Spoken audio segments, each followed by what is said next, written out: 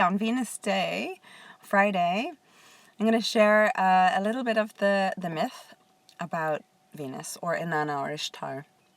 The main reason for me sharing this story is to give background context for the two events that I've got running next week for the conjunction of Venus and the Sun. So on Wednesday, the 3rd of June is the conjunction, and that morning I have a seminar, online webinar, and a guided meditation for her crowning. So to really assist you in kind of moving through this energy in a deep, healing and transformative way.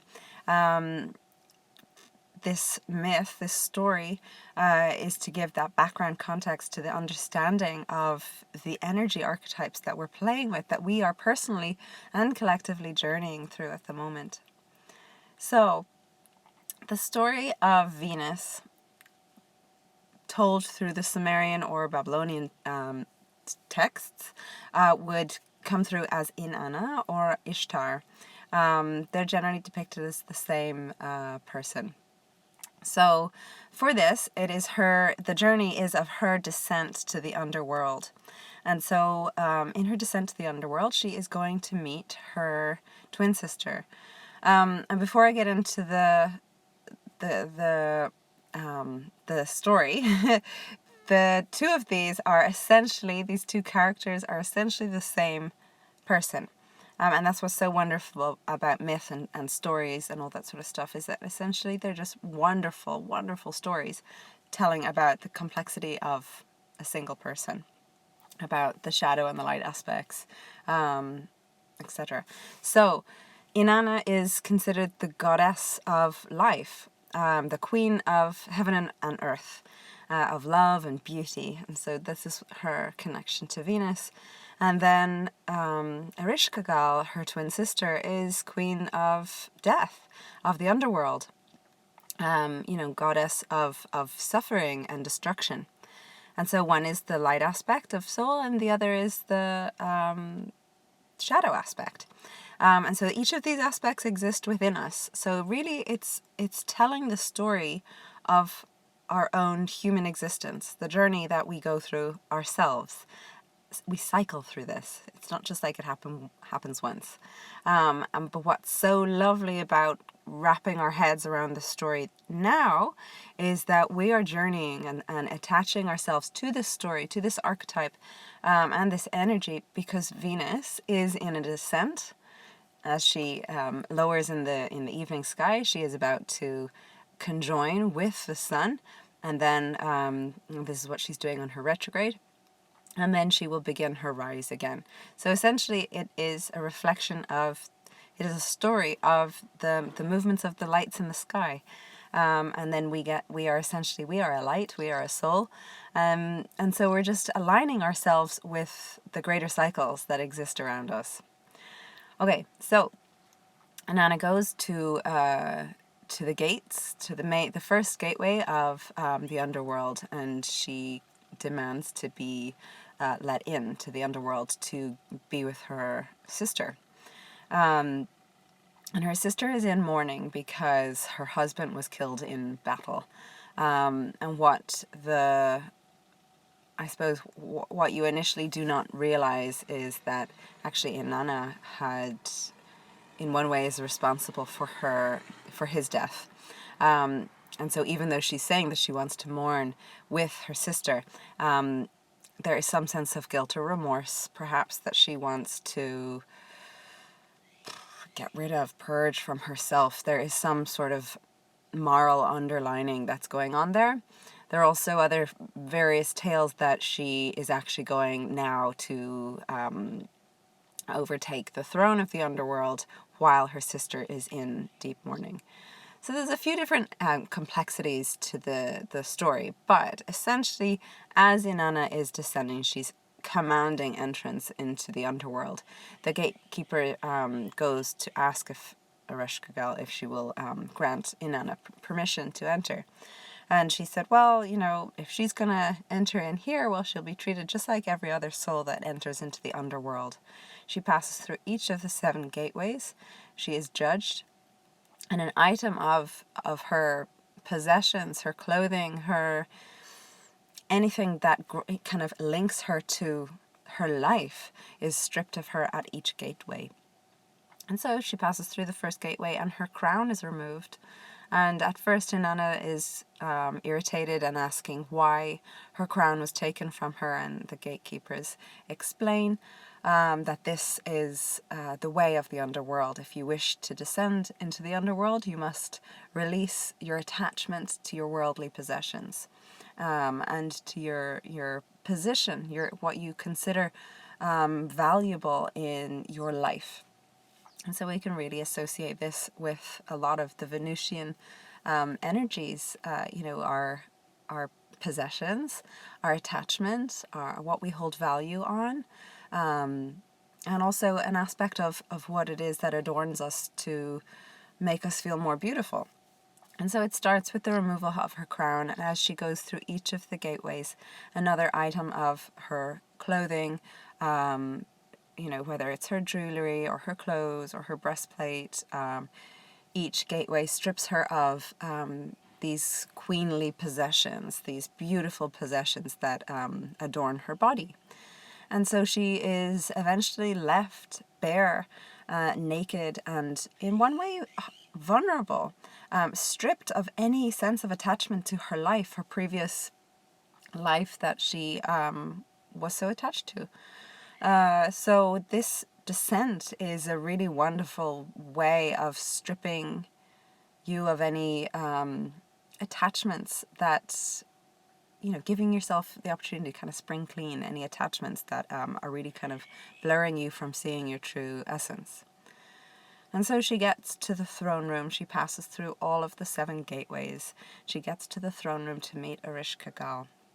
And she is there in some ways, feeling this sense of vulnerability.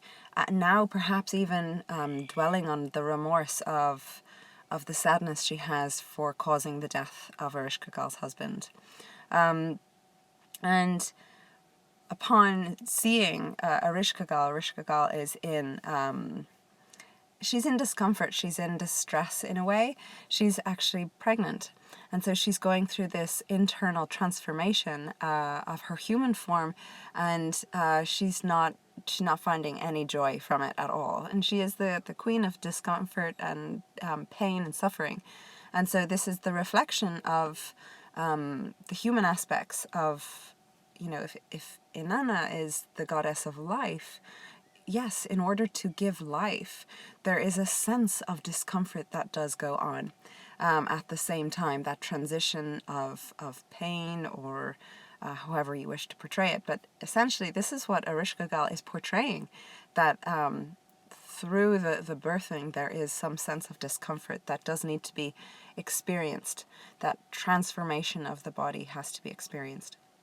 And so Inanna and Ereshkigal face each other in the throne room, and Inanna then confesses her sorrow for taking her consort, her husband, into battle and his death. And so Ereshkigal, through her rage, is furious. She's completely blinded by fury and ends up killing Inanna. And so Inanna is completely killed and hung on a cross or on a hook, bare and naked, and her corpse is just left there to rot. And the part of this, linking it astrologically, is that this is when Venus actually goes invisible. When it gets so close to the sun, we don't see Venus at all in the evening or morning skies.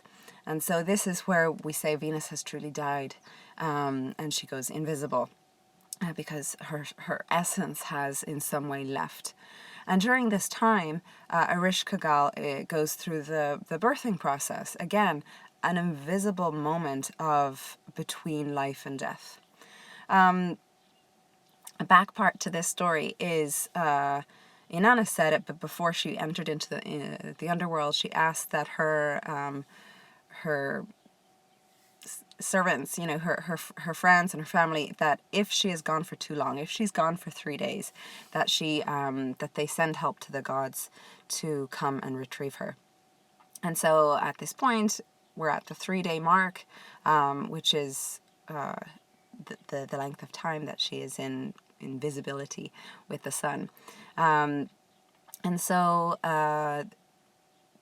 most of the gods actually deny this request of Inanna's life to be brought back. In one way, they kind of say, well, it's her own fault. It's part of life. But Enki, the god of wisdom, he turns around and said, no, we need her. We need her love, her beauty. We need this essence.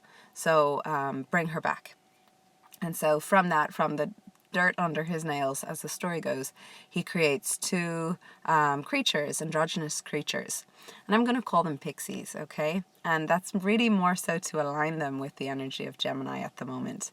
That these 2 androgynous messengers come down, they fly through the gates, through the underworld, bypassing all of the rigmarole that goes with going into the underworld. And they get to the throne room, where they find Ereshkigal writhing in pain from labor and childbirth. And they also notice that Inanna is hanging dead on a hook. And so these 2 little pixies, they actually have great compassion for Ereshkigal, who is clearly going through a life-creating experience, but she is in tremendous suffering. And through the labor, they coach her, they guide her to breathe. Again, breathing is a big part of the Gemini essence, so they're coaching her to breathe. They're getting her to calm her nervous system. They're passing on messages to assist her in aligning with this process. And so she gives birth, and the story goes. But through this act of compassion, Ereshkigal is in deep gratitude to these 2 androgynous pixies. And she says, look, I grant you any wish, anything that you desire. And that's when they remember, oh, actually, we're here to gather Inanna and bring her back to land, or to earth. And so this is where she grants them permission to do so, but she also reminds them of the quality of if a soul does depart the underworld, well, they have to give something in return. So someone else has to take her place. But from this, she is bathing in the waters of life. She has just given birth. And through these waters of life, she blesses Inanna, and Inanna comes back to life. So this is where I question the myth and kind of say, in one way, Inanna died. Ereshkigal went through the birthing process, became the goddess of life, birthed Inanna in another way, and then that's how Inanna was released, because she is a living being, and to live a life, Ereshkigal wanted her daughter to live a life on Earth rather than stuck in the underworld as she has been. And so that's a beautiful way of looking at the play of our consciousness, rather than seeing ourselves having to be trapped in suffering, to really giving the choice forward towards us choosing to move on from suffering and to, turn over a new leaf and start as life as a new being with a new perspective, enlightened in one way. Now, the enlightenment bit comes from the fact that Venus and the sun conjoin. So this is what's happening on the 3rd of June this year, 2020. And so when Venus is crowned by the sun, again, that is symbolic languaging of crowning, being birthed. When Venus and the sun conjoin, you can also say that this is almost like the divine feminine, divine masculine uniting. When, or also equally, Ereshkigal and Inanna, the light and the shadow, uniting. There's death and life happening in the same moment.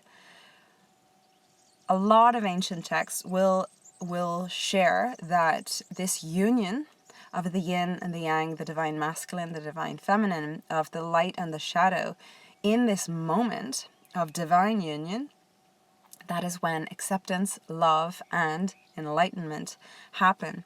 And through this sense of enlightenment, there is a rebirth of perception and an upgrade of, I suppose, of your DNA, but of also your ability to live life differently, because you have gone through, in a sense, a death and a rebirth. So it's a new chapter, but generally an upgraded new chapter.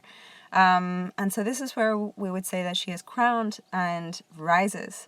And so as she begins her rising from the underworld, passing through each of the 7 gates, her items are returned to her. So her clothing, so she is now becoming a little bit more attached to life on earth, the human experience. Her possessions are returned to her. Her self-worth, self-value is returned to her. And each of her jewels that adorn her, which I would relate the jewels to be even like the chakras that exist, these beautiful diamonds that exist, the gateways of light that exist within ourselves. And then finally her crown is delivered to her, and this is upon her final ascent and through her retrograde period, and then she becomes she will become the morning star, the light bearer, the aspect of Lucifer, which is the morning star. And so this aspect is where she is now an enlightened being, returning to earth to share the light with others, to enlighten others, to offer this renewed sense of self, and bring light back to the land where she had not been. And so during her absence, earth went to chaos. There was a misbalance. So upon her return as now this renewed, recrowned light bearer, she brings back a tremendous quality of life and light to humanity and to the human experience. And so this is really, in essence, any myth that tells of the hero's journey. This is the same, where she returns enlightened, and returning enlightened gives greater perspective and upgraded quality to the human experience. It's not that the deity or the person, the character in the myth, suddenly becomes ascended and out of body and leaves Earth. It's actually that they return in an upgraded version of themselves, which is what I feel that while we collectively are moving through this massive year of reset and ascension and the opportunity for massive DNA upgrading, that our opportunity to ascend is not necessarily to leave planet. It's to ascend and upgrade our perception of how we share our light and how we see light in Earth, in this land, in the land of the living, in the human experience. So it's our human experience that's getting enlightened through this moving with this cycle of energy. So yeah, that's mainly the story of it. To complete the story, it is actually her husband that takes her place, because someone has to take her place a soul has to take her place in the underworld. And this is where you can see many overlaps of other myths as well, like the Persephone and Demeter, the seasons myth, where Inanna's husband apparently was not mourning her loss, and so upon her return to her throne, he was basking in the fact that he was now the ruler, and so she sent him down to the underworld. But his sister refused to let this happen, so they both agreed that he would spend half of the year down there, and then his sister would spend the other half, which gave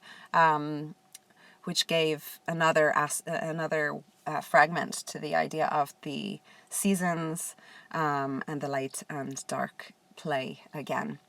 But essentially, the main part of this story that I wanted to share was to understand that this is actually the archetypical energy that we're moving through.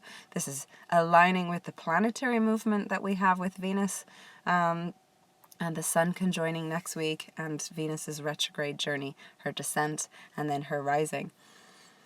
And the idea behind aligning with planetary movement and cycles is that it gives us an opportunity to mimic and take something that's cycling on a very kind of macrocosmic level, take it down and use it personally in our microcosmic level. And by doing that, we allow ourselves to really enhance our journey. And we get to do this again and again. So it's not like as if this is our one and only opportunity, but it is a really good opportunity this year because of the 2020 cycles that we get to move with Saturn, Jupiter, and Pluto, particularly with them in retrograde this year. And with 2 days after Venus's conjunction with the Sun, we also have, the first of the 3 eclipses, the lunar eclipse on Friday, which I'll talk about again. There's another few events happening over the next few weeks for that. But yeah, I hope you got something from that story. The story of Venus, Inanna Ishtar, and the dualistic aspect that we all have collectively, personally, individually. The play of light and dark, and the fact that, Gemini, Venus is in Gemini, playing with that dualistic quality and the ability to become, with our breath, alignment to our nervous system, an upgrade to our DNA, traveling through our nervous system. It really is a wonderful opportunity to cycle with this opportunity, to breathe in this essence to our cells and to gain massive healing from it. I've shared here, and I know so many other people have shared it as well. This is, you may be feeling massively heavy, a wide array of emotions cropping up, and, it's intense, wonderful times at the moment. Journey with it consciously. When you journey with it consciously, it's less impactful and overwhelming onto just you. You start to kind of go, okay, well, I have a time frame I can work with. I have people that I can connect with that also cycle with this energy. I don't feel so alone as I journey with the collective cycling of energy, of planetary energy, but equally humanity is collectively moving through this. Open up and connect to those that are journeying on this particular path at this moment, because not everyone is going to journey now. But the wonderful amount of people that are journeying band together, unite together. It makes this process so much just more enjoyable. Find someone that you can connect with, find people that you can connect with that are going through the same process at this time. It makes the journey so much easier. I hope this story helped. Really hope to see you on Wednesday at the Venus conjunction, so the Venus crowning. On this particular ceremony, I'm not going to go into the myth. This is why I'm doing the story now. But I will be talking a little bit more about how you can look at this in your own chart, and then guiding you through a guided meditation to embody this healing, this type of healing, and to really transition through the conjunction and the crowning with greater awareness. So hopefully see you there. All of the information is in the link in my bio or on my website, 12thspace.com. And hopefully I will see you next week. Enjoy Venus Day.